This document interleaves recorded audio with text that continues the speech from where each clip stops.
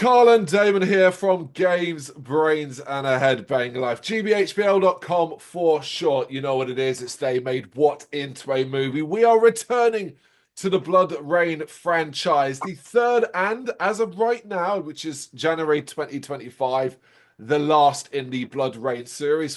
Fucking hell. Let it be the last. Or if anybody ever wants to touch this franchise again, just let it not be him. Let it never be him. It is no secret, folks.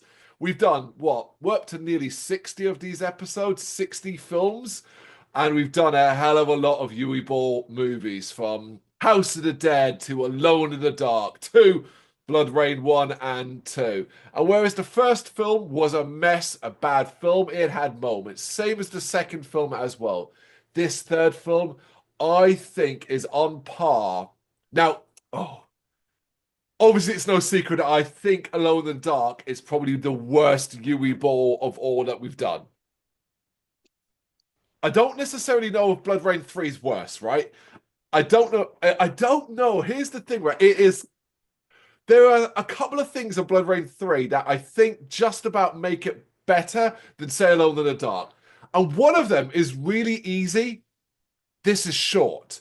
This is about, well, it's 80 minutes long overall, but if you cut out the credits, it's more like 76, 75, because the credits go on forever. So, and even then, if you trim out other bits like the intro and stuff like that, this is really short and to the point. That's a positive. It's over quicker than anything else. Beyond that, you start to struggle. But also, let's say you're feeling, I don't know, Alone in the Dark doesn't have, I don't know, nice looking people. Is that the right words I want to use? Whereas, hey, if you're feeling a little, I don't know, maybe maybe you have no access to online porn, basically. BloodRayne 3 will give you soft core. Will give you lots of soft core to enjoy. Basically, there's that side of things as well. We're going to get into it as we always do, but this is be one. This is going to be one of those, oh my God, it's so bad constantly, I think. I'll take it. I take it you feel the same. Yeah, I mean, this is arguably one of the. It was so bad. I even accused you of abusing me. That's how bad it is. It's It's honestly not one of the me, is it? worst films. It's Yui Ball and everyone involved in this freaking god. I mean, I know financing and how he makes movies or how he made movies has always been up in question. And but like there's no, of course he had to finance all these movies himself. No studio was touching this trash. Mm. Like, I have no respect for this creator. I have none at all, because I don't think the best it seems to be. Oh, so you is that you hope it was just an okay film, but like it feels like we never watch anything that's good. It's also like I also feel like the cast have really got no self-respect as actors or actresses to really. I don't care how much you're getting paid. Have some self-respect. Really, please. Ah, I forgive a little bit because sometimes in a creative world, and particularly in filmmaking and stuff like that, you have to do something bad to earn some money that will hopefully finance, like you'll see directors making big budget crap films, and they'll say like I make films like that. I do films like that so I can make smaller independent films and all that.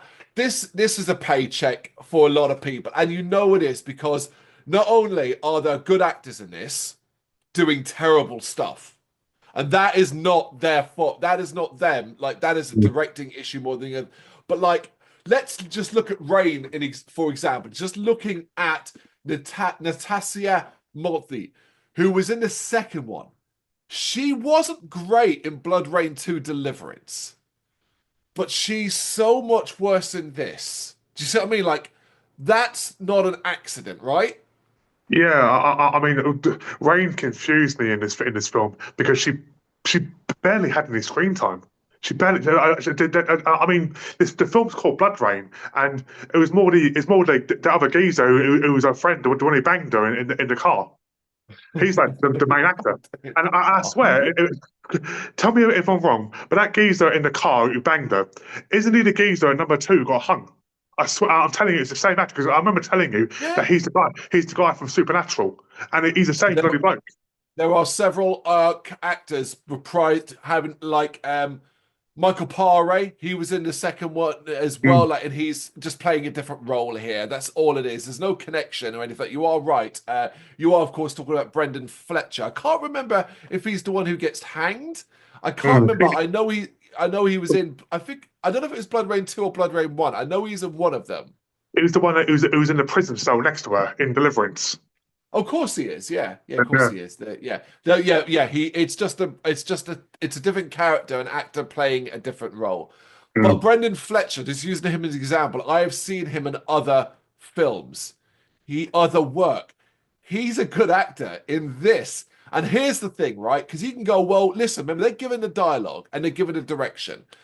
And say you're reading a set of lines and you've learned them, but you know that you're not going to turn around and say, "Oh, these are terrible." Not you're like you can't do that. You just can't do that. You do the Mm. stuff, and if you're told that's fine, that's fine. You know what I mean? Like, Yeah, so he was only in one episode of Supernatural, but the episode that he was in, he was very good in it, and I enjoyed the episode. So I've got no I problem don't. with him.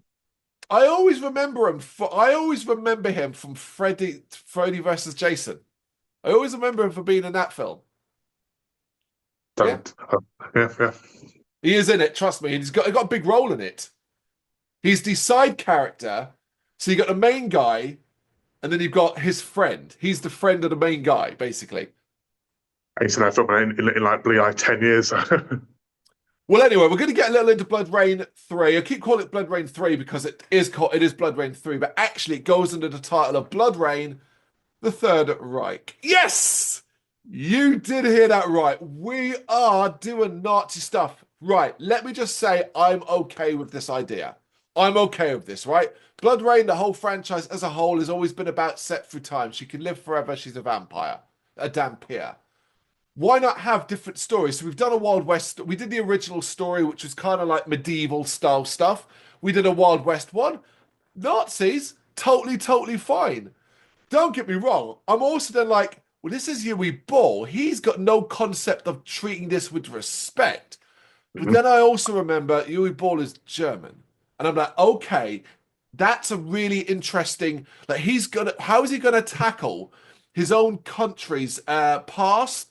The his own, and how would he handle it? I actually think he did a decent job here of showcasing like Nazism and the power and his strength, but also he was very, I mean, I think he overdid it at times, particularly he clearly gave Natasha Multi a load of dialogue to constantly be saying how bad Nazis are.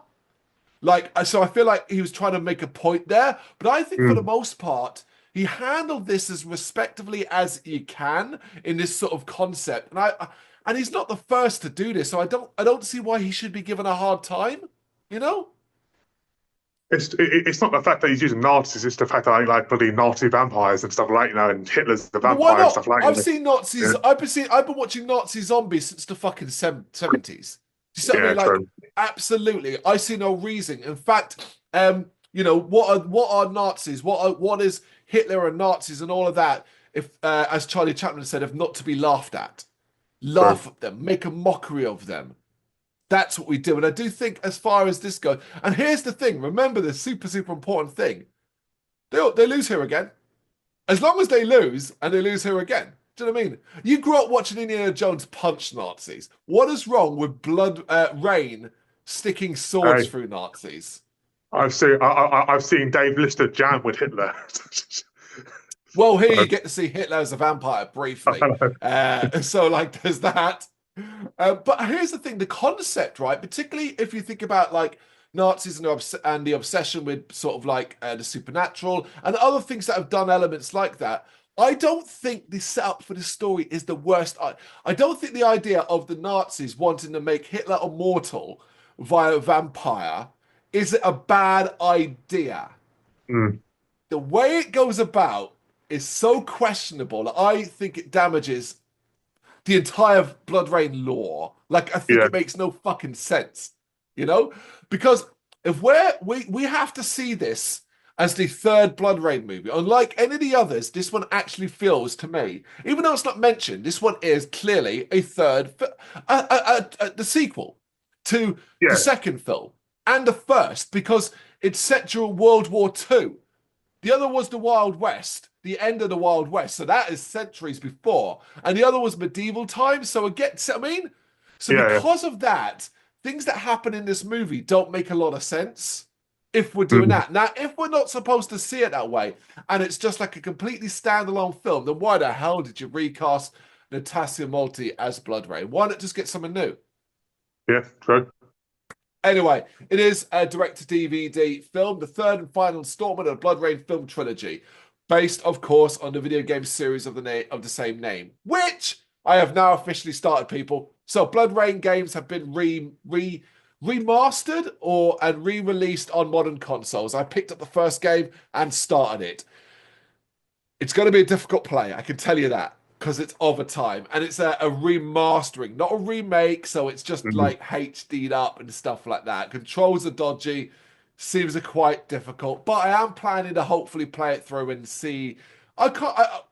Playing it, I get its links more to the first film than I do anything else. Mm.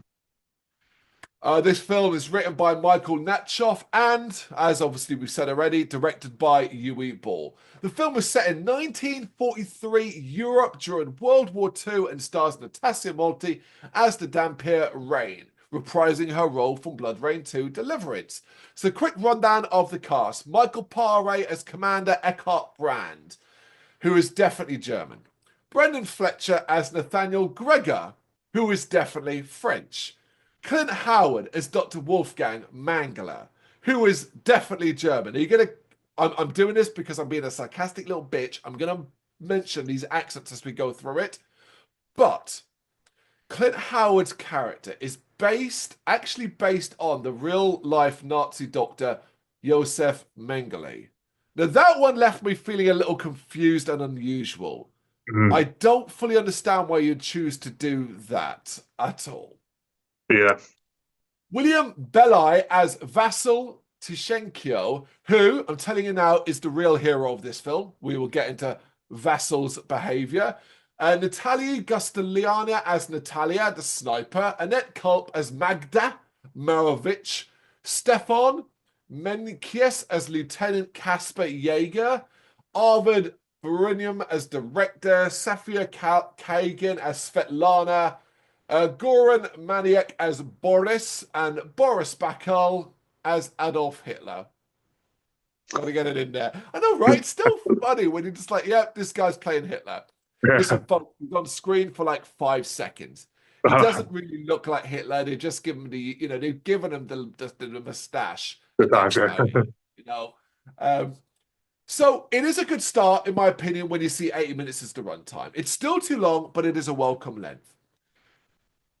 God damn, the start of this film is so funny. I was laughing. We get a condensed flashback of how Rain was made. So we're going back to the first film, doing that clip of where the evil lord, can't remember the character's name, but he's played by Sir Ben Kingsley. That one. So they're using that footage from the first film, all while Rain does voiceover explaining who she is. But clearly, they're like, we can't, for whatever reason, presumably if they show Ben Kingsley, they have to pay him money. They've edited to such a degree you have no clue who is who in that. You have no clue.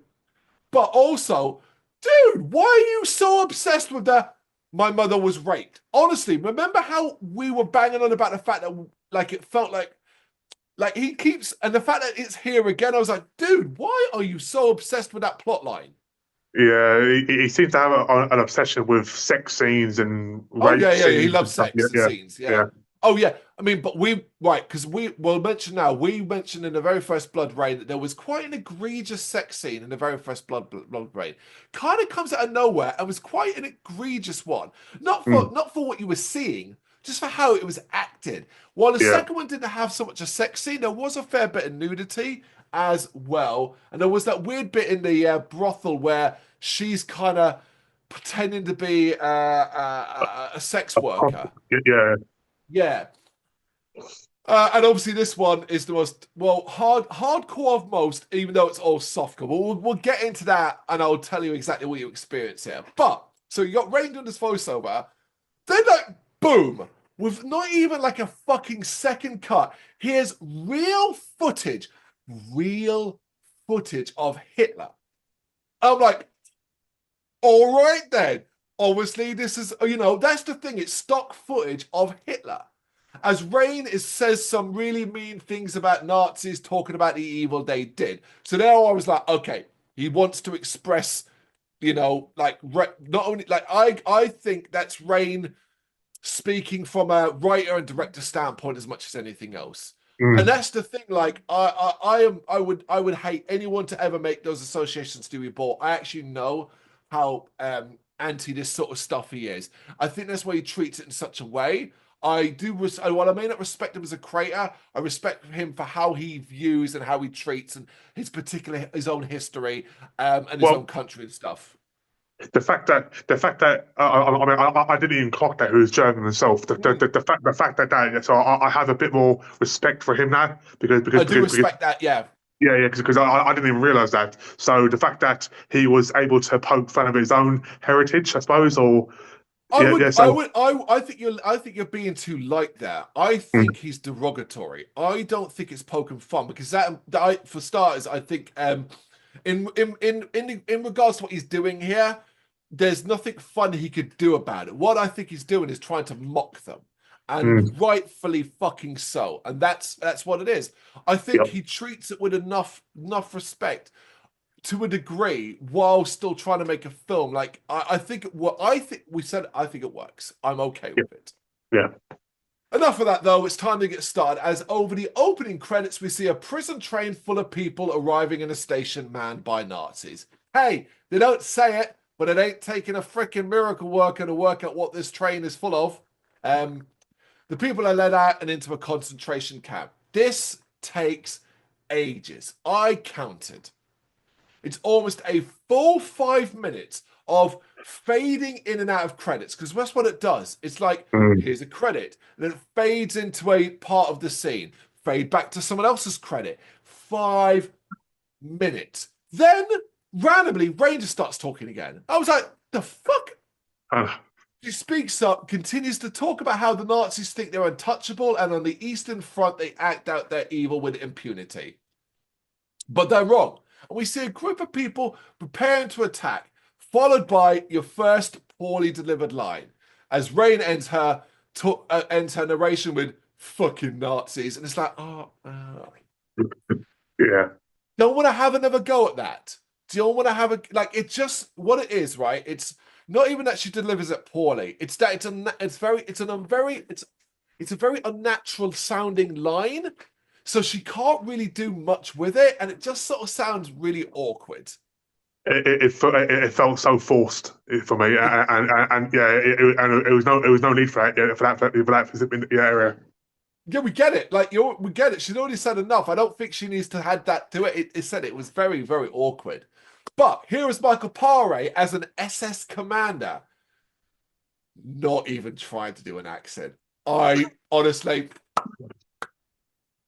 I applaud everyone for this for basically refusing, or like either the director, Yui Bond himself, be like, who cares?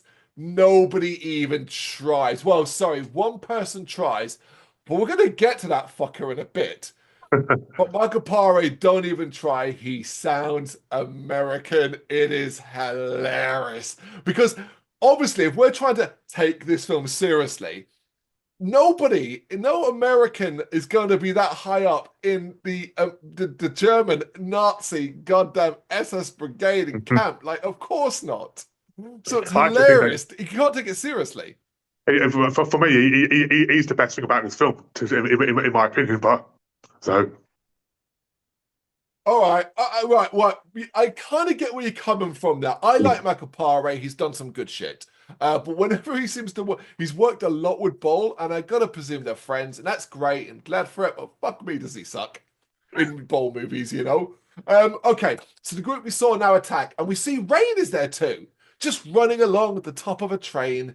We get guns and swords in what will be a. This has been consistent for BloodRayne across all the films. Terrible action scenes.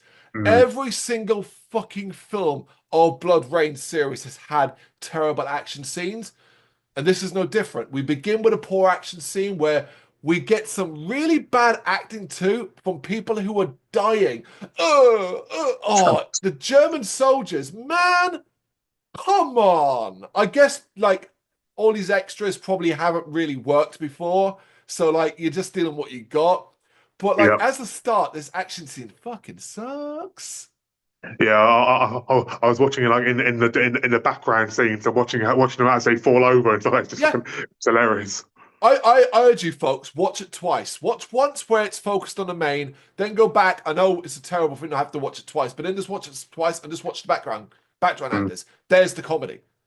It's like it's like those cheesy movies where someone's going, like.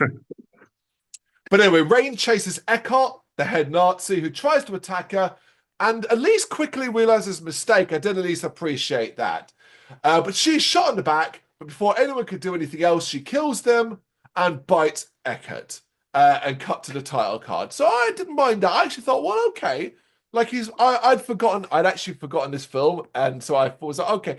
Like to me, it made sense that Michael Paré had a bit role, and then he was just out of the film. So I Yep. had actually forgotten what happens here, but it's still an awful start. I gotta repeat, Natasha Multi wasn't good in Deliverance, but this is a really bad start, and Yeah. nobody looks good here. Right, Rain emerges from the train carriage, and the group hold her at gunpoint. It turns out they're not friends, and they don't even know who she is, demanding to know who she is. She's offish, and now I have to bring up the other thing. Okay, her outfit. Right, look. Here's the thing. Rain, even in the video games, is dressed sexually. She's out of place. It's designed to make her look sexy. I get all of that. I do get it. In the first film, it kind of made sense. Medieval times, it fitted regardless. In the second film, they made her look sexy, but tried to make it feel Wild West. In this, they've just not even bothered. She looks like she's wearing a fucking costume, particularly as not only is she in Nazi Germany, the Eastern Front, but she is no, she's in the Eastern Front. Everybody else is wearing drab, grey, kind of just ugly colors and dressed like it's cold. She's Mm. push up fucking bra. Trust me. Yui Ball wants you to know that Natasha Multi has boobs. He wants you Yes. to know it, and he films it in a way that you will never not know it. Cool if that's your jam. To me, there are times where I'm just like, oh, you little pervert. I don't, I mean, like, calm it down, bro. Like, I don't worry too much about the side of things, but there are times where he's getting a little weird with it. There's a rooftop scene in particular where the camera's Oh. angling in a way that's really awkward. But ignoring that, her outfit just looks fucking weird. It Mm. looks like a costume. I thought she looked stupid. It does look proper fake. Yeah. Yeah. It does. That's it. It looks like she's gone to a fucking costume store and put it on. But Mm. here's Nathaniel, played by, I've forgotten the guy's name already. Nathaniel, played by Brendan Fletcher, Mm. to stop in the halt standoff and reveal that he's knows of Rain. Nathaniel and Rain agree to work together to rescue the people in this place and start leading them through a story forest as Rain talks about herself in voiceover. Okay, third voiceover of the film, and I started to panic. I was like, oh no, please tell me it's not one of these films where she basically just constantly talks over it. Thankfully, Mm. for the most part, it's not. We still got Yeah. more, but it's not. Anyway, cut by the Eckhart, who having been impaled with a piece of rebar, should be dead. But he's not. Dun, dun, dun. Night is fallen, and Nazi reinforcements have arrived at camp, including Lieutenant Kaspar, the only one who I think comes across like he might actually be a Nazi, like as an actor, right? Mm. Hmm. Forget all that though, because in classic Yui Ball style films, this shit has been ripped apart in the editing room, where we will go to a scene for 5 seconds, 10, when nothing really happens and then immediately cut back to the previous one. And it's like, why the fuck would you do? Honestly, it is infuriating. It was bad in other films, but in this, it is, I think, at its absolute worst. Mhm. Because after briefly seeing this Nazi turn up, we're back to Nathaniel and Rain. So why not just continue? Why not put the other scenes together and then make a continuous thing? But they're in some sort of underground room where he is preparing food for them. What was this scene? What was this scene? Why is he boiling blood for her? And why is it him burning it a problem? Why does she want hot blood? Why does she want hot blood? I mean, why is she even drinking blood? Because I swear in the first one and the second one she was like sort of against that. She was Yeah, against like the whole she would live on rats and stuff, even though she knew she didn't like it. And yeah. she would just attack like enemies. Here, I guess the point is she's feeding them blood. But hey, where's he got blood from? What? No, Damon. Forget all that though. Why I is know. he boiling it? I, When? What she needs? She needs a hot drink. It's cold outside. it's got Maybe wear bacteria in some it, more man. clothes then. It's got bacteria in it. It's German Nazi blood. It could be infectious. I don't know. There's an entire joke about here about him burning it. And he's like, oh, I damn Pierre doesn't like the burn. What is going on? And you know what? This is where I fell in love with Vassal. Because Vassal is there and he's just looking at them like, and he gets them and leaves. And I'm like, motherfucker ain't got no time for the nonsense. And I was like, I want to go with him. I want to go with him. Why am I having to stay here? Lucky git. The dialogue is so bad. But here's the thing, this is why I realized it. This is a writing and a directing issue. Neither of them are this bad. I've seen them in other things. We saw Natasha Multi in another film. She wasn't this bad. And Yeah. this guy is not as bad as this. Mhm. This is bad writing, bad dialogue, and then being given a thumbs up from a director who just doesn't care. Yeah. Basically, yeah. Anyway, Casper has now arrived in a different Nazi place. So why the fuck did we have the previous scene of him going to the original one? Just have this. And more captains are being unloaded. We see a Nazi commander shoot one for reasons. Again, this is where I'm like, you balls, like, I'm going to hammer home Nazis are dicks. Like, Yeah. and it's fine, but like, it just felt a bit unnecessary, right? Like, Yeah, it yeah, did, yeah. as a scene. Before telling Casper that the doctor in his lab. The doctor, who is not listen, I'm gonna have to call him doctor, but he is portrayed, acted, written like a mad scientist. Yeah. That is his thing. This is though Dr. Wolfgang Mangler, and he is running experiments and aka cutting up the moving body of a court vampire, and this is quite a bloody scene. For some reason, Casper isn't too happy about the way Wolfgang is cutting her up and orders the doctor outside, following him cutting its ear off. Now, we're going to get into Casper a little later on, but I Mm. find the writing of this character really odd. But outside, he actually reveals he has no authority to stop him, but refuses to stand by and watch his work. What is this? A Nazi with a conscience. What? I don't get this. Yeah. This character is going to get even more confusing later on, but I am baffled by this character because he's written like, oh, don't treat the vampires like that, or I've got questions about certain things. But at the same time, he just continues to do Nazi shit. You Mm. can't write. There is no such thing, and I do not care. If you fucking write in the comments that I'm wrong on this, fuck you, get in the bin. Do not watch our shit. There's no such thing as a good Nazi. I Exactly. don't give a fuck. The whole following orders, no, no, no, no, no, no. And Yeah. writing this baffled me. I couldn't understand it because he kind of writes him as if he's got a conscience, but then doesn't fully commit to it. Yeah. Hence why we get such a rushed ending for the character. Actually, I don't get it. I actually thought at some point we're going to have like maybe he's going to suddenly be a good guy and then he's going to save everyone. But I thought obviously, it was. I'm glad he doesn't, because what a terrifying prospect is that? I know. The only way you could save this, to a degree, only way you could save it is that actually he's undercover. Mm. The only way. But even then, none of this matters because he's like this. Casper wants but still, it's like he's still in awe and in love with the Reich and Hitler and all that shit. He just I doesn't like the way the Doctor behaves. Which is it? Because what the joke is, if you're pro the Third Reich and pro Hitler and pro Germany and all of that shit, you would be fine with what the Doctor's doing because the Doctor even explains he's trying to find a way to help the Reich because, hey, vampire strengths could be useful to help the Third Reich. exactly. Surely then you're going to support that. Also, and I honestly, there's no sugarcoating this. So you're fucking fine with human beings being taken to concentration camps, and without going into detail, we know the horrific real life shit that went on in those places. You're fine with that, Casper, but you draw the line on a vampire, which would rip you apart in seconds. You draw the line on that being experimented for the betterment of the Reich. Mm. What a weird fucking scene. It really confused me. As I said, I was convinced at first it was going to be a good guy and he's going to save everyone or something. But thankfully, it never happened that way.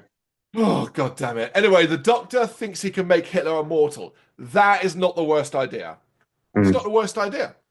Casper then hands him a letter pointing out there has been an incident and the Doctor is to come with him. The Doctor isn't too happy about this. Which is it? Casper a minute ago just said he had no authority, yet now he's instructing. Now, say the letter is the authority instructing the Doctor. I get that to a certain Yeah, degree. But this whole authority thing, who has authority over who, is very, very confusing. yeah, definitely. Anyway, Rain wakes up in a bed having heard a noise, and she goes out on a balcony overlooking the town, but all is quiet. Hey, location, the town, love it. Really got Hmm. that old school Eastern European vibe going on. There's some great shots of it. There's the buildings themselves. In fact, the building that the Nazi headquarters, there's some nice locations here. I gotta say, I think this might be the best looking of location-wise BloodRayne movies. This is me finding small things to like about this film.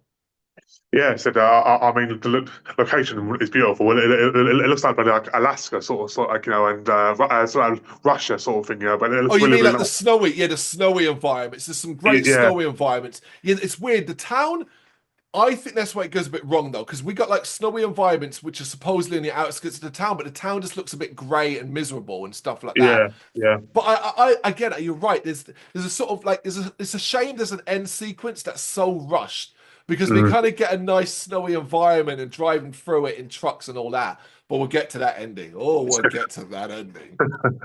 But yeah, anyway, enough of Rain looking at the town. Cut to the next scene where the Doctor and Caspar are elsewhere. The Doc comes out claiming he's done all he can, and Caspar reveals really slowly that they have Eckhart and that he's been turned into a vampire. Why do we have to slowly reveal this? Like, get on with it. The Doctor, who is not pro vampire at all, the hilarity of how anti vampire he is makes this film dumb, even dumber, and suggests that Caspar kill Eckhart now before he becomes a serious threat. The Doctor is leaving until he hears that an assault on the train happened in daylight, and this stops him in his tracks. Why? Why would that stop you in your tracks? Can't people have just done it? Like, just tell me, like, it's not like why did he, like, he doesn't know. What would have made sense if the Doctor was like, I've heard of a damn, I'm going to try and do his accent. I have heard of a dampier in the in the Eastern Front. Then yeah. hearing an attack happened, and maybe the one who shot Rain was alive still, barely, and he was like, "Oh, in his dying breath, I shot her in the back." Do you see what I mean? Like maybe all of that would make sense.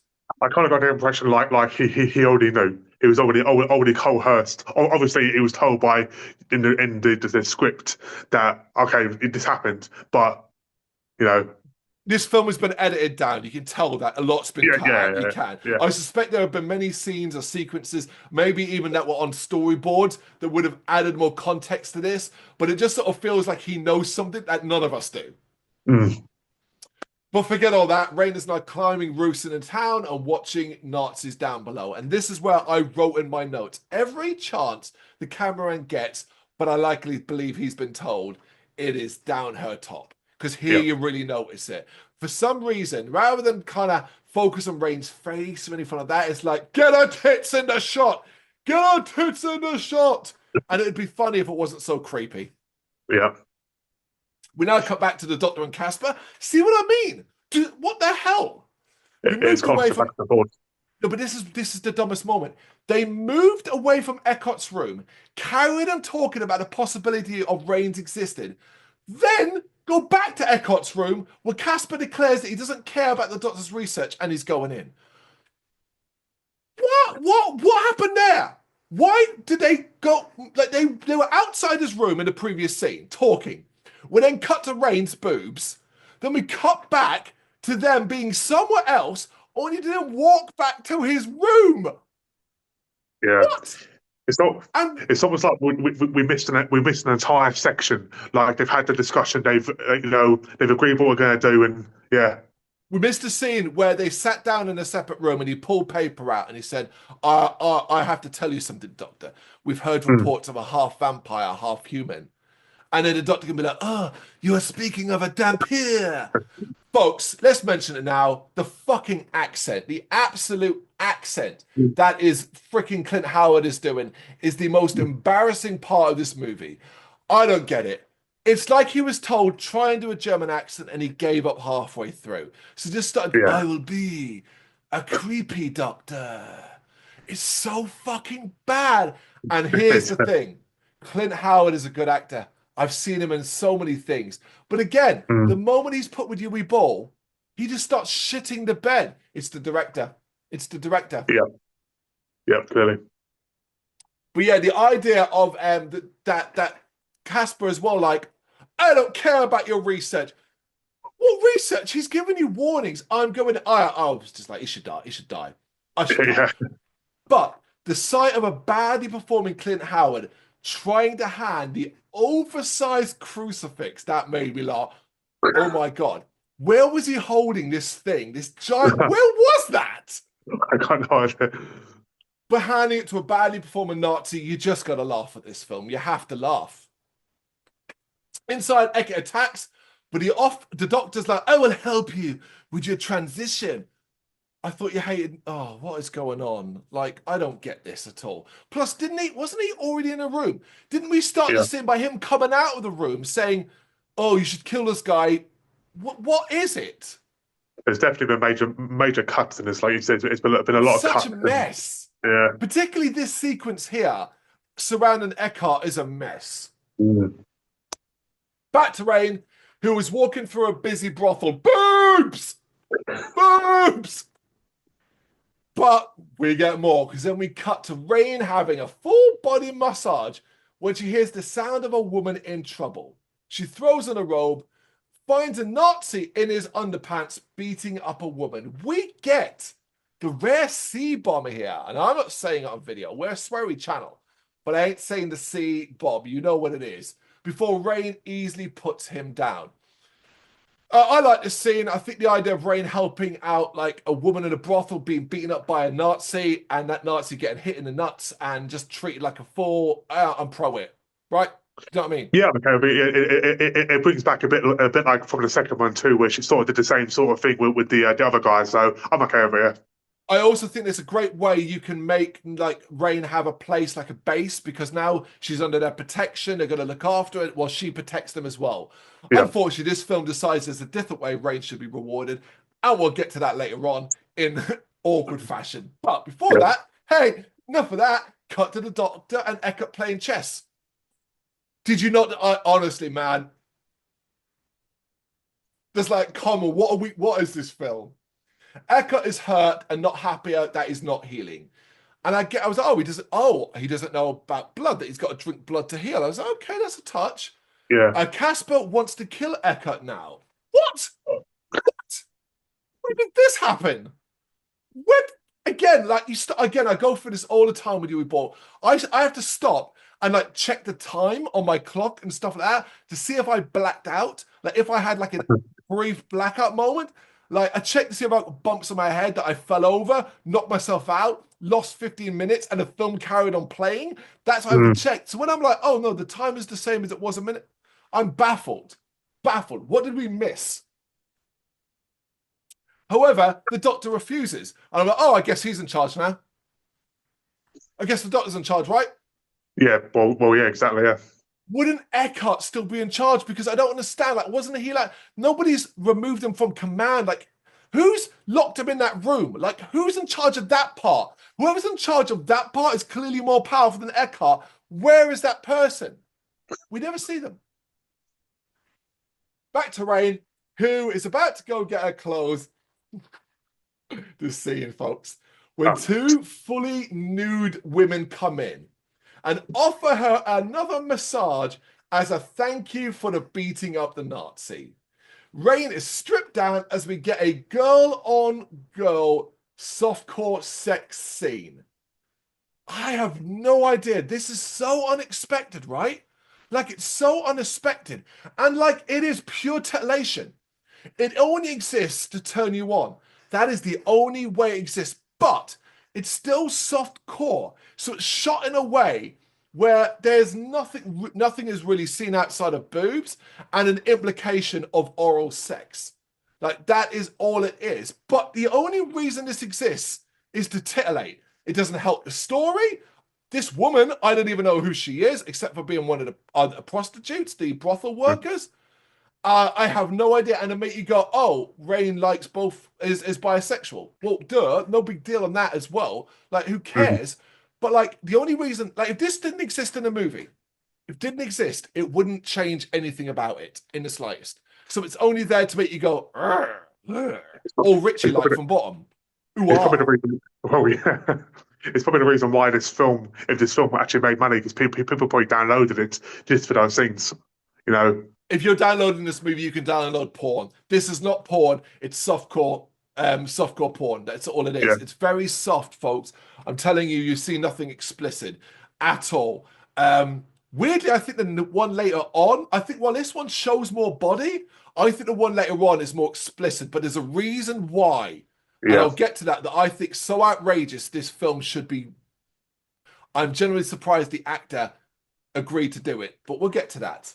Yeah. Anyway, so after that, one woman we see who was working inside is listening at the door before heading out with a smile. She's evil, heading to the nearby Nazi HQ and informing the guard that she has information. Shocker. Yeah, this is the same building that Dr. Casper and Eckhart are in. And I was like, well, that's convenient. They're a literal stone's throw from where Rain is getting fingered right now. Right? You know? I mean, the way it's filmed, it literally is like the next door to each other, because it's so fast. Yeah, because we go back to Rain's sex scene during it. And I was like, wait, what? We don't normally go back to it as she orgasms, I guess. Then we immediately cut back to the woman. I'm like, oh, fuck, you even edited and cut apart the sex scene. Yeah, Why? We see she's this woman's been taken to Eckhart and give him and to give him her information. She reveals to him that she thinks the woman thereafter is Rain and she's inside the brothel. Eckhart is pleased, moving closer to her and letting his vampiric urges take over, drinking her blood while the doctor looks on. So I guess like those urges only existed for women. yeah. Feels a bit sexist, right? So anyway, Rain is now getting ready to leave, having been had a good time. But the next Nazis attack her. Now, as all good Nazis are famous for, these ones not only fight her one by one, but do so with knives. Yep. What, did they leave their guns outside? I know. This action scene is like 20 seconds long. It's crap, and Rain kills them almost immediately. And then goes to a balcony to see a ton of Nazis inside, included Eckhart, who greets her, calling her mother. Now, this is where I was like, oh, okay, so like she infected him. And then I was like, but how? But no, that surely Rain would know that it's a risk when she drinks someone, right? Like, what does she normally do when she feeds? Doesn't she always like? Surely, when I thought the whole vampire law was, you feed them, but you've then got to feed them your blood afterwards Yeah. to start that process. I think that was established in the first film as well. But here she just fed in him. So what are we saying? The blood from the gunshot? That I was like, maybe that was it. But then why not show it? Maybe why not show it where he's like dying, but he reaches over and touches some of the blood on the floor and just do something. I Yeah, don't because get it. it makes no sense why. a known vampire hunter would then turn a Nazi German into a vampire? Because I she don't get surely it. it doesn't make any sense. Like, cut his head off afterwards. Like, surely Exactly. that's like a prerequisite. Like, I thought if a vampire didn't want to turn one, they just drank them until they drained them. Yeah, Why didn't yeah. she finish it like that? She had Mhm. time. Like, there's even another way you could have done it, where like she's drinking his blood, then she gets shot in the back, which disturbs her feeding. Yep. See what I mean? Yep. Anyway, she takes to the roof as Eckert declares that she must be taken alive. Why? What? Also, how stupid is his costume? So what they've done is they've tried to make him look more vampire-like, and they've basically Yep. given him a hood on his German SS uniform. He looks like an idiot. It looks stupid. Anyway, she's taken to the roof, but she's winged by a bullet, which allows the doctor to gather a sample of her blood. I guess the blood being spilled over the floor definitely isn't contaminated in any way, shape, or form. But hey, oh, Exactly. forget all that though. Cut now to the doctor watching a caged woman. It's the one Eckhart bit, and she's becoming a vampire. But she's apparently a Dampier too. Okay, I have questions. What's going on? Why is it now that every bite from a Dampier, because Eckhart is apparently a Dampier too, and he bit her, so every bite from a Dampier is turning others into one too? It doesn't work Since that way. when? And also, aren't Dampier super special? Like super special. E.g., she was born because she was raped by a vampire who impregnated, somehow managed to impregnate her mother, who something like, but now she's like the biting is the vampire side of things. Not everybody becomes a Dampier. If everybody's a Dampier, then nobody is special. Like, what are they doing here? What's Yeah, he doing here? it makes no sense. I mean, I always thought that is obviously human mother, vampire father. That's how you make a vampire. It's That's how. literally all Vampire Law has done it. From Vampire D, the fucking Castlevania. Now, if Exactly. Castlevania does it, everybody else follows suit. But also, BloodRayne did this as well. I know. But now we're like, oh no, just biting does it. If you're bit by a Dampier, you become a Dampier too. What are we doing here? But worse than that, the poor woman and us has to listen to the doctor talk about the same things as before. Experiments and progress for the fatherland. Shut up! God! Cut to Eka, who's playing chess and noticing that he's healing. And this makes him wonder what the doctor is up to. Why? The woman in a cage calls over the doctor and sets about trying to seduce him. But he's very scientific about it. Until randomly, he decides he's not going to be scientific about it, decides he wants to bang her, gets in the cage with her. I was like, what the fuck is going on? Unsurprisingly, she attacks. Now, I thought, oh, he must be setting her up. But no, he has to kind of fight her off, push her away, splash her with holy water, and then drive a stake through her heart. What a waste. You got in the cage with her. Other than that stupidness, but the fact that she's a vampire and he's quite an elderly doctor, and his strength managed to fight, it made no sense to me at all. Of course, none of it makes sense. It's a Well, yeah. dumb scene. Listen, folks, any vampire, particularly when it's caged, goes, hey, if you let me out, or I'll suck your dick, they're not going to suck. Well, they might, but they're going to bite it off in the process. But it's a really bad idea. Don't listen to thirsty vampires, ever. Eckert, having arrived, sees this and asks the doctor to come upstairs with him. So which is it? Like, I thought he was going to come down and be like, why'd you kill one of my own? But he's like, carry on, come upstairs with me, bro. Rain is back in the resistance and in an argument with Nathaniel. Now, apparently, their one scene they shared earlier on has now means they act like they've known each other for years. And they're talking like they've known each other for years, arguing like they're the best of friends, and that he knows her. He gets her. She wants weapons to attack the Nazi HQ and kill Urquhart, but he sees it as a suicide mission. She claims here that she's never sired another, and won't start with a Nazi. And I'll be like, how did you do it this time? Explain to me how you did it this time. Sit down, stop the film. I will accept you sitting down and talking directly to the camera off the script, going, all right, Carl, this is how it's written in the script. Give me something. But no, we don't get none of that. But then, you know what? Like, the whole scene is stupid because why does he care? It's not a suicide mission for her. She's not a fucking human. Let her go because she wants to kill a Nazi general, a Nazi commander who's half vampire. That is a problem. Let her go. She's helping you. Why do you care? Do you love her? Is that what we're doing here? God almighty. But it's all ruined and impossible to take seriously when anybody says the words kraut kebab. That's so childish. So It is, yeah. childish and stupid. And no one in this time period would say stuff like that. So Nope. dumb. She's still insistent that she's gone, but Nathaniel grabs her and shouts in her face that he's a vampire with the entire army behind him. Right. Is he, though? Surely now would actually be the best time to attack, when not only does he not understand his own abilities or his power, but he's localized in this one town. He might have troops, but later he's going to be going to Berlin and it becomes a race against time.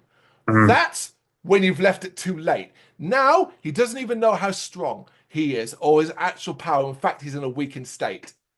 Why would this not be the best time? You know what I decided? I jumped the new balls mindset. Nathaniel, you're a pussy. You fucking pussy. You're scared, you little bitch. That's why you don't want to do it. And you're all like, oh, I tell her not to do it. I don't be shown up by the woman. Fuck off, man. He demands that Rain learns to work with others. Why? Why? Why? I don't get, like, explain it to me, please. I mean, over the other films, she did work with others, so I don't really get it. So, are we then now saying that this is definitely a standalone film, or the other two didn't exist, or? Oh, I don't think they're talking about that at all. I'm thinking like, well, she technically worked with you when she was killing the Nazis at the start. Just Well, yeah. because she didn't explicitly say to you, hey, brothers, I'm with you. She's still killing Nazis. Hmm. But anyway, Rain stubbornly agrees. Doesn't she act like a petulant child? Okay. Yep. Anyway, I have to say this line. I was sick of killing just Nazis, and the undead will fire things up around here. This is an actual line spoken in this film by Brendan Fletcher, who I'm telling you, look, I swear, folks, he is a good actor. He has done good stuff, I swear. If the only thing you've seen him is this film, you won't believe it. But I promise you, he's a decent actor. Also, never get sick of killing Nazis, bro. Like, that's crazy. That's what I don't like about this line more than anything else. Yeah. Like, never be sick of that. Don't say that line. It's weird. Anyway, Mm. one of the resistance members, Magda, is seducing a Nazi officer in a bar. She's able to kill the officer, and the other Nazi is captured by Nathaniel and the gang. Now, I didn't mind this scene. I was like, I like this because this is quite a resistance-y kind of thing to do, you know? Yeah. For some reason, though, Magda keeps talking, and did you spot the obvious error? Now, there are a lot of errors in this film. Mm. Goofs, if you will, but there's an obvious one here. Her drink, so what it is that she's pouring drinks. Her drink changes size between scenes. Now you might think, come on, that's not a big problem. Except it happens when the glass is held up to the screen like that. So it's so in focus. And she holds it up and it's half full. And then it cuts immediately to her about to drink it and it's completely full. So obviously done. And it's because it's such in focus that I noticed it and felt I had to highlight it. No, I didn't see that one. So why have they kept this man alive, this other Nazi alive? It's because they want to ask him about Enigma codes. Okay. What does Rain do during this bit? Because bear in mind, right? The idea is to keep incognito. She's wandering outside, only to be joined by Nathaniel. And I was like, well, staying incognito are we, guys? Just wander around the fucking town. Stand outside where you can easily be spotted by any Nazi looking your way. Exactly. Unbelievable. So, are we ready for what I think is the most hilarious part of this film? Now, I guess this is only hilarious if you care or know about this thing. But according to Nathaniel, Magda cracked an Enigma code, which is impossible. It's impossible. Cracking Enigma codes was one of the most significant things that happened in World War II, and it required a machine and a team of people. Mm. Turing didn't do it alone, a team of people. In fact, from what I've seen online and what I understand, it is actually impossible for one person to be able to do it. Was that like the cracking of like the Morse code and stuff like that? No, Yeah, not Morse code. The Enigma code. yeah, It's the yeah. one The beat. that allowed them when they were able to crack it. It allowed them to see German formations, movements, all that stuff. The stuff they Yeah, say in this is correct, but it implied that Magda cracked one. It's yeah. impossible. Yeah, no, I've seen that in other films, but they have like 4 or 5 people working the machines and stuff like Yeah, that. Yeah, yeah. there's a biography of Alan Turing, played by Benedict Cumberbatch, which is about Mm, the particular man and the team that was responsible for cracking the Enigma code in World War II. yeah. Watch that, you will see how difficult it is. That's why it's so laughable here. So they now say their goodbyes. Wait, what? I thought they were working together. Wait, what? I thought they were working together. We had a stupid scene about her stubbornly agreeing to work with him. Now they're like, see you later. And again, I'm like, did I black out? What happened? What happened? Yeah, I think these scenes were done at different times and they were put in the wrong order. So, Rain walks down a quiet, foggy road, passing 2 random people who turn out to be vampires with blades. Oh my God. Right, so these people, these 2 fellas, for some reason, they walk directly past her. She has to walk in between them. And rather than kind of trying to stab her then, they walk like a couple of feet away and then like spin around or like, hi, and then attack.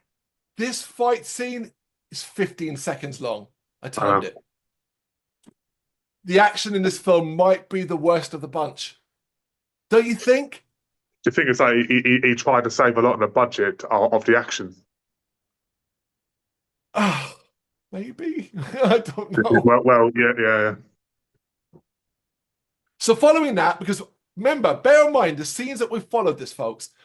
Nathaniel and Rain said their goodbyes. She was going to the Nazi HQ. Remember that. She's on her way, walking in a foggy street and fights off 2 random vampires. Kills them in 15 seconds. We now cut to Rain arriving back in the Resistance underground base to find it deserted. What? Now, this is filmed like she's being watched over her shoulder, so I quickly clocked it was a dream, but it still won't make sense in a moment. She calls out for Nathaniel, seems to sense the presence as we cut to her in bed dreaming. Wait, what? You left Nathaniel, you said your goodbyes, you then walked down the road. Weren't you going to the Nazi HQ? Apparently you decided not to. You then went to the brothel to sleep? All right, fine. Yeah, I was so confused at this entire bit. Well, in her dream, we get to my favourite scene in the film, and she's attacked by a presence, which is revealed to be. You should have had music, like a yeah. Vampire Hitler's here attacking her. It's brilliant. I shit you not, folks. Just watch it for that and put your own soundtrack like a big old heavy metal. Horns Well, up, you know? I did laugh. I did laugh watching Hitler. So fucking funny. She wakes up screaming. Even that scared Rain. Cut to Eka arrives at a house where Casper is. Oh yeah, remember Casper? I forgot he was in this film. Did actually forget he was in this movie. The acting is awkward as Eka reveals that he wants Casper's tracking skill. He apparently so now we're saying Casper's really good at hunting people. Didn't want to say that at any other point in the film. Yep, exactly. But he needs Casper to be a vampire first, so poor Casper gets bit. Why did he need to be a vampire? Also, as a vampire, is he not worse now because now he can't come out during a fucking day? Yep. Well, no, it'll be a damn pierce. So technically, he can walk in the day. Apparently, but we don't actually see any scenes of Casper in the day. I know. His last scenes are all at night, so I have no idea. Elsewhere, Rain knocks Nathaniel over, who has found her lair. Why has she got a lair? I thought she was staying at the brothel. Yep. And why is a lair in what looks to be a crypty area? I'm not being funny, right? But like, where do you think the vampire Dampier might be hanging out? Do you think we should check the graveyard area? I mean, like, come on, Rain. I know. But also, why is she staying in the brothel if she has a lair? I don't understand this scene. I don't understand any of this movie. Can you tell? Now Eckert is watching over Casper as he goes through the change. The doctor arrives and gives Eckert the vial of Rain's blood, who lets Casper smelling it, ordering him to find her alive. Right. I thought when he turned up the blood, I was like, oh, here's the explanation. They've been feeding anyone. So the woman, we didn't see the scene, but they fed the woman a little bit of Rain's blood. That's Yep. how they're becoming Dampiers. But no, he lets him smell it like he's a bloodhound, like a dog. That's it. I'm like, that doesn't explain anything. Nope.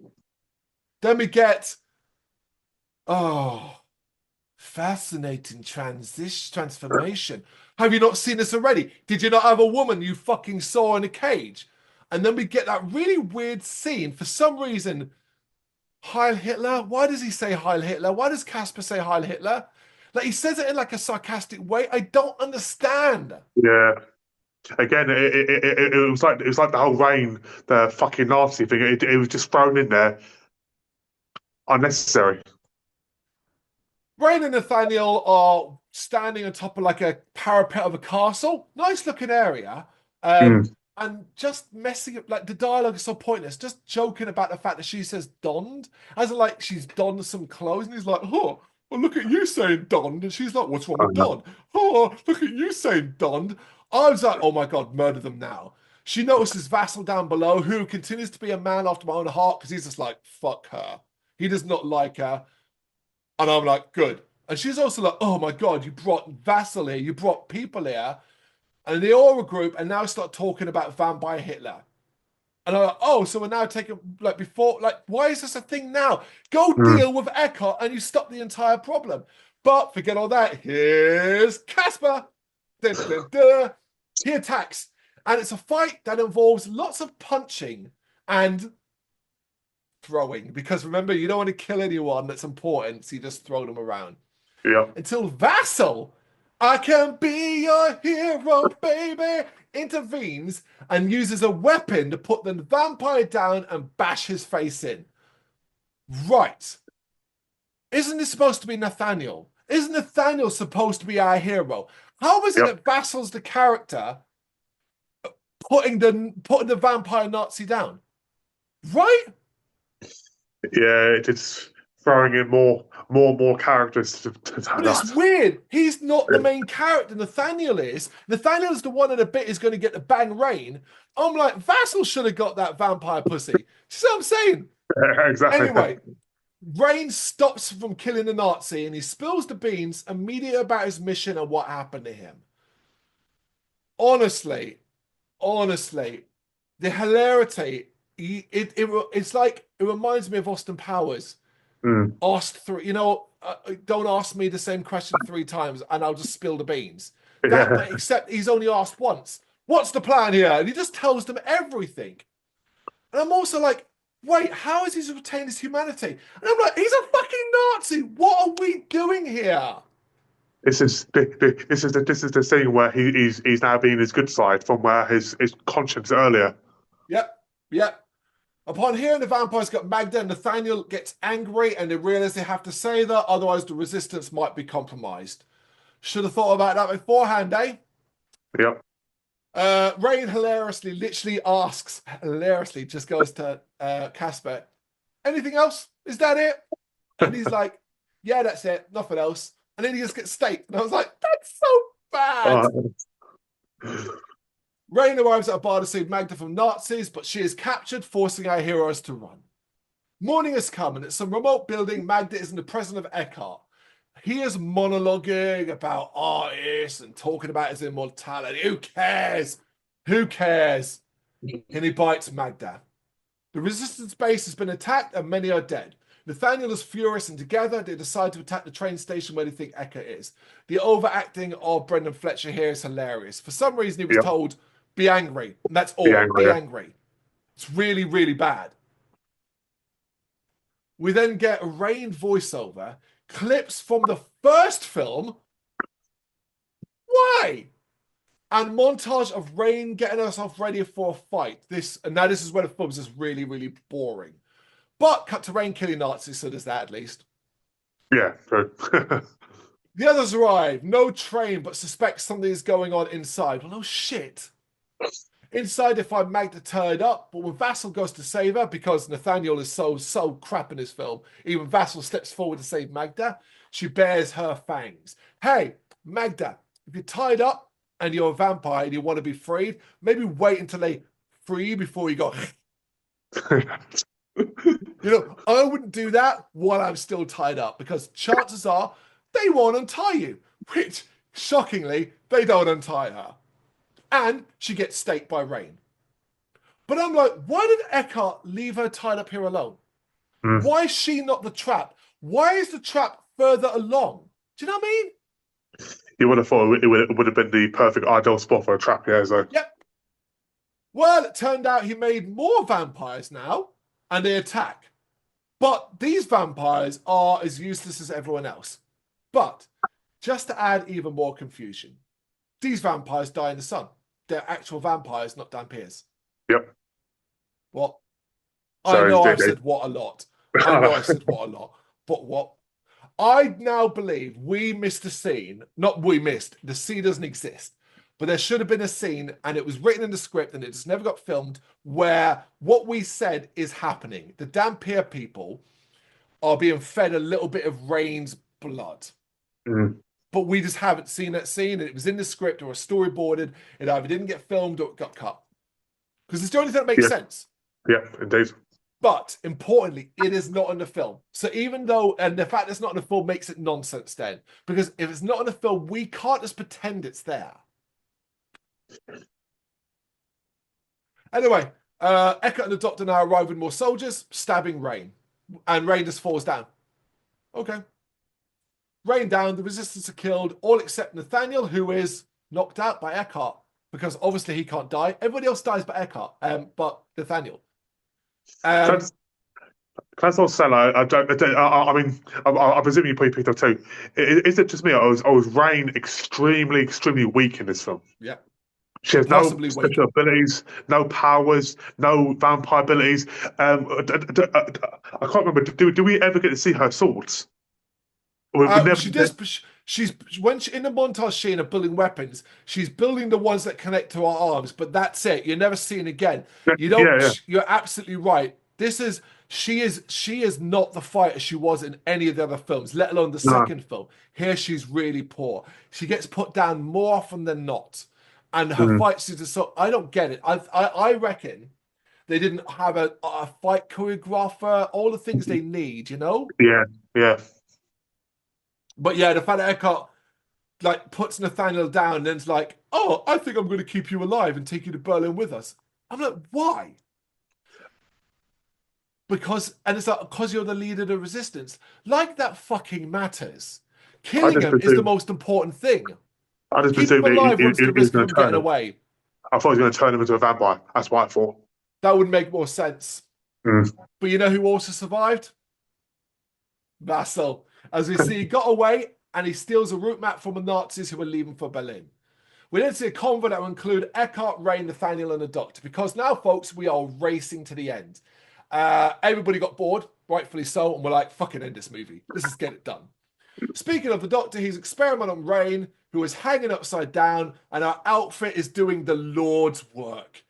Barely, but credit, everything is strapped in and sellotaped to bits.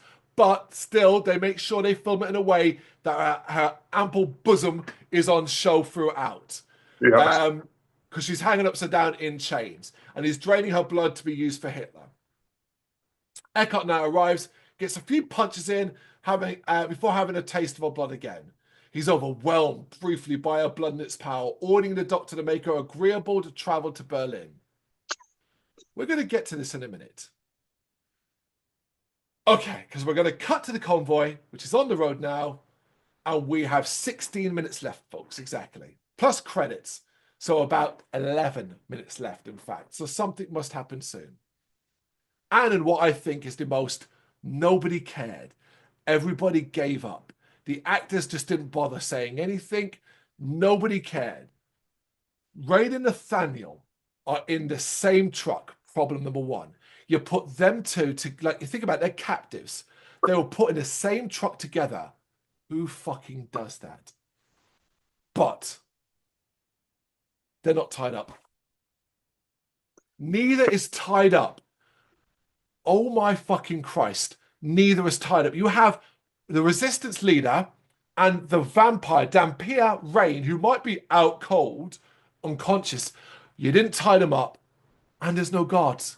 They're in their own truck, empty and not tied up. You want to lose. You want something to happen. This is right? This might be the dumbest part of the movie. How am I supposed to take this fucking seriously? Other than that stupidness, I also thought, oh, this was me being a bit logical, but I thought, well, she's just been drained of blood, so she's going to need to feed badly. So was he? Well, She that put is a there point. to feed to drink him. That's what I thought. But then Say that. Have Michael Parley and the doctor who get in the same van together, have the doctor say to him, oh, I don't think it's a good idea to leave them together. And Michael Parley will go, you drained her blood, right? And he'll be like, yes, I drained her completely. When she wakes, she'll be starving.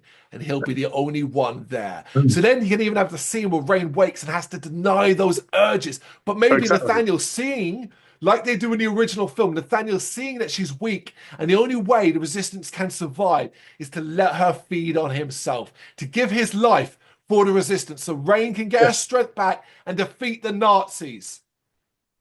Right? Better Folks, writers. that is not what happens. Oh my God, that is not what happens. So we then cut to Vassal, the hero of this film, with a few other resistance members, I guess because some did survive. Apparently, we pretended they all died and they didn't, who are seemingly planning to blow the side of the hill with dynamite and stop the convoy from reaching a pass.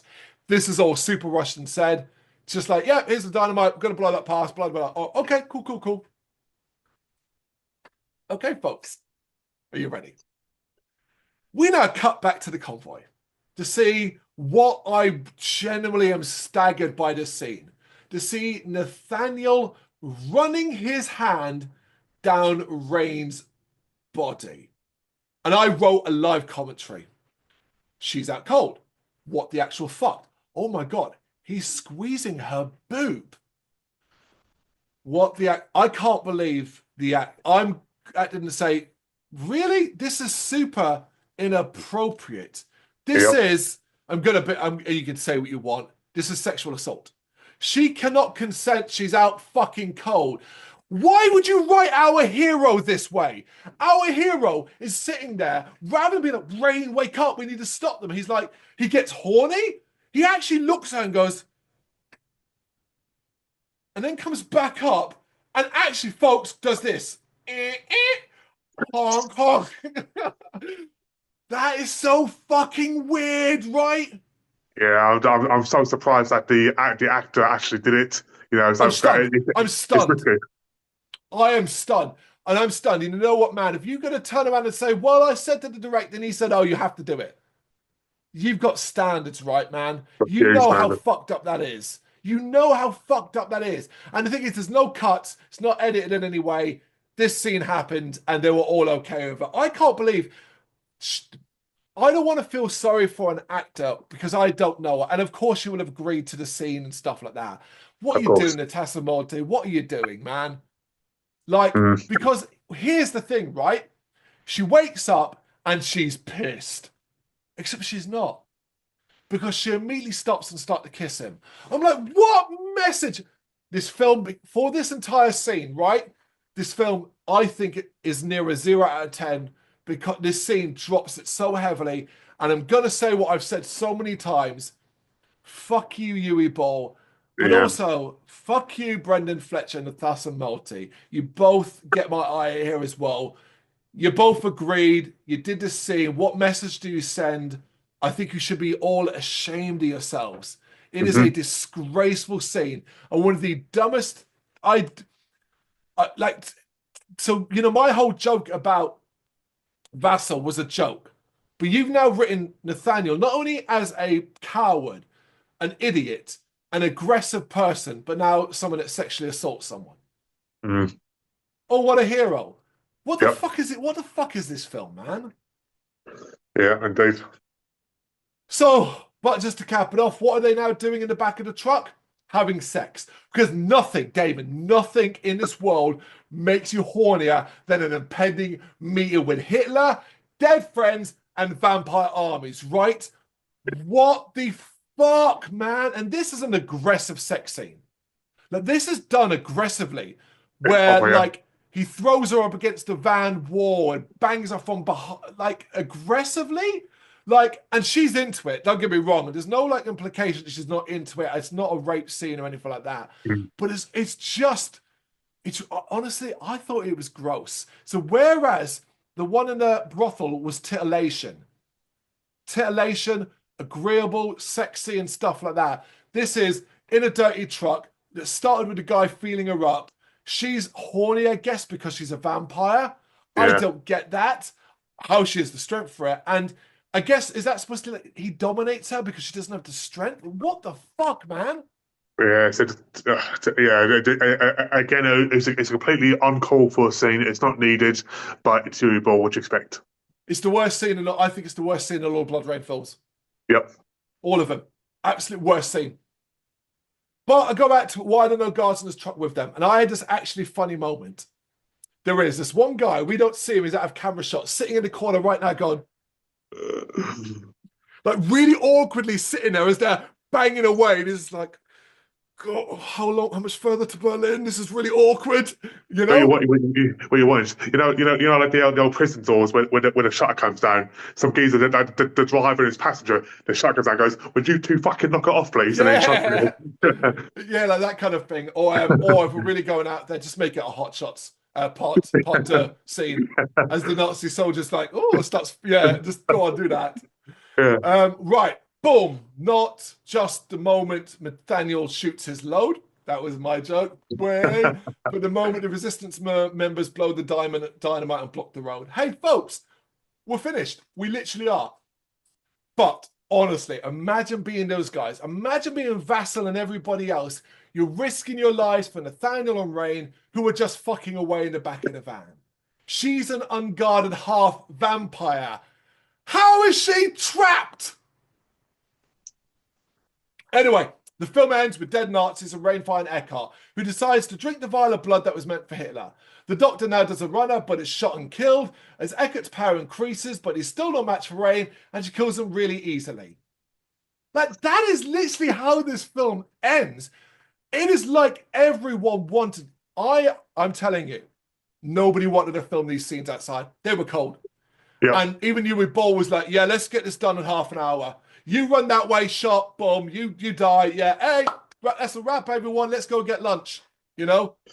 No, I was so confused, okay, because what was the version I watched was 109 minutes, and I thought, okay, maybe it's been cut. And I searched again on YouTube, and I found another version of 116 minutes. So I clicked on that one there, fast forward all to the end, and I was like, no, okay, so it still ends the same way. Literally, the ending, I could not believe how fast it ended, how much time was left from the truck to the ending. It What do just you mean you saw it 116 minutes? It's only an 80-minute film. Uh, it, it, it, on YouTube, it was down like as like 116, and then when I No, watched it that's like 1 hour. 76 minutes. That's no, there's an hour and 16 minutes, not Yeah, yeah, yeah, 100. yes, yeah. So Sorry, you saw a version. Did it cut all the credits out then? Yeah. yeah. Right. Okay, that makes sense. Yeah, because the full version is 80 minutes, credits included. Mm. You confused me there because 116 would be an hour and 56 minutes. That'd be a 2-hour movie, you lunatic. Yeah, no, I would have cried if that was the case. I would have fucking cried. But yeah, that's our ending, but not quite. Oh no, Vassal's dead. Except he's not. In what I think is a comedy moment, I think we should have had like a wah wah wah. He goes, they're like, oh no, Vasil, don't die. And he goes, it's all right. I'll be fine.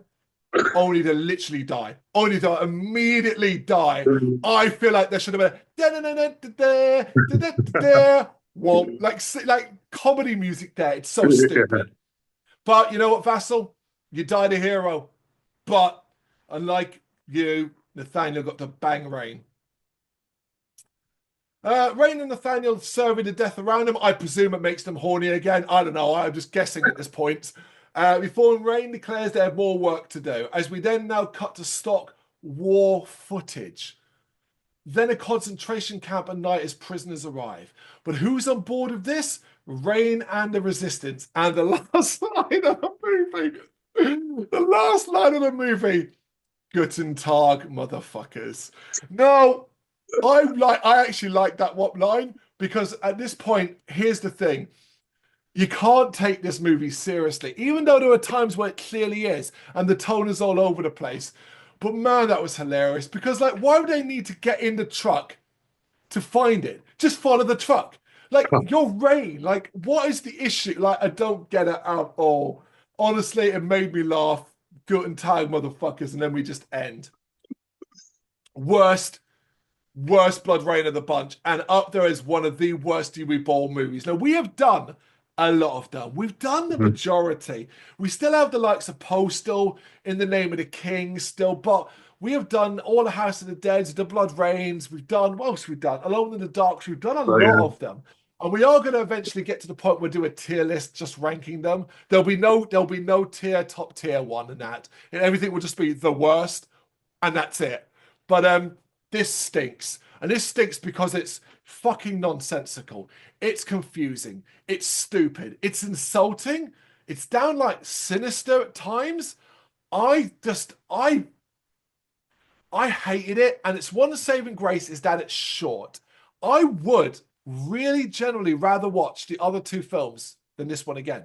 And they're longer. Yeah. Yeah, I mean, it's arguably one of the worst films I've ever seen. And as you said, I actually appreciate the first and second one. A little bit more, right? Because of this. Yeah, exactly. Yeah. It's a really hard film to recommend for comedic angle. You can sit there and have fun with it being outraged and stuff. Maybe have some beers. You got a friend, you're with a partner, whatever around, and you're watching it in that way. But the problem is it's so dull. It's so dull.